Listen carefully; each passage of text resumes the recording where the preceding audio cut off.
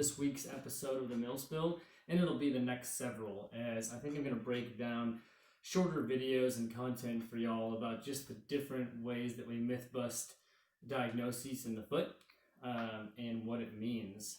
Because there's so many structures, so many joints and muscles and tissues that I think we get kind of confused on how to treat some of these certain areas. So the myth today is plantar fasciitis. And I put fasciitis in quotations because I don't really believe that's a term that is utilized correctly. I believe it's more of a chronic issue that people have. You can have an acute injury, but usually with itis, it's a swelling and severe pain, redness, all that kind of stuff. And this is more of a chronic issue with the tissue. And it's typically felt on the heel, right here.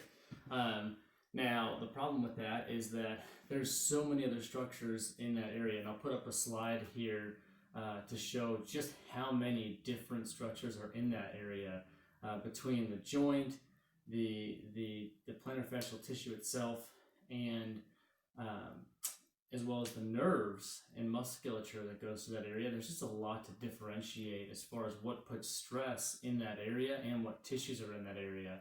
So I'm going to break that down for you. And the first thing is our gold standard for testing plantar fasciopathy is the windlass mechanism. So this is if it's truly a plantar fascial issue. If you do have a true plantar fascial issue, it is annoyingly long term. So what you typically will do if that hand's the foot is that you'll kind of drag your finger along the plantar fascial tissue, and you might find a spot that's tender. And what you do is you bring the big toe up, okay, and you put your finger on that spot, and they'll probably complain that it's tender. And then if you take the big toe away and it goes away, that's probably an indicator that it is the connective tissue or the plantar fascial tissue. And then it's an indicator that you might want to get an MRI or something like that. But if the pain stays, okay, there's a lot of other types of issues that could be in that area.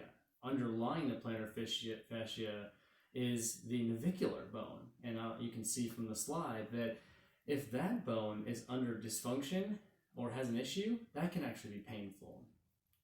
The other thing that's in that area is a nerve structure, and you can see where the nerve tissue kind of comes along the bottom of the foot, and that can be painful. So it's how do you differentiate between those tissues, and doing a proper windlass test is very important, because you can't just pull it back and say, oh, that's painful, yes, that's plantar fasciopathy. So the other thing is that the treatment of that is just so old school, and it really doesn't warrant any positive results in the research. And that's typically pulling the foot back and stretching the tissue, stretching your calf and strengthening the calf, and rolling a frozen water bottle underneath the bottom of your foot. All of these are just bogus treatments that unless, I never give them because of what also can be in there, okay?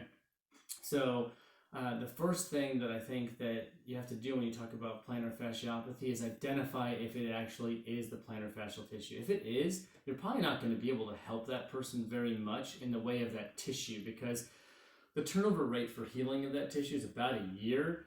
And it really is painful, and I've had a couple of cases where that was the issue, and we've had to send them back and out for surgery and things like that. But if it's not that, that's when we're going to dive into different differential diagnoses and things like that. So forget all that other treatment if it's not if it's not a true plantar fascial issue. And then in the next episodes, we'll dive into what else it could be. In regards to that heel pain and how to treat it. So I hope you enjoyed this little clip and understanding that not everything is plantar fasciitis just because you have foot pain. So stay tuned for more, guys, and I'll dive in a little bit deeper into what those other diagnoses and treatments are. Thanks for watching, y'all. See you soon.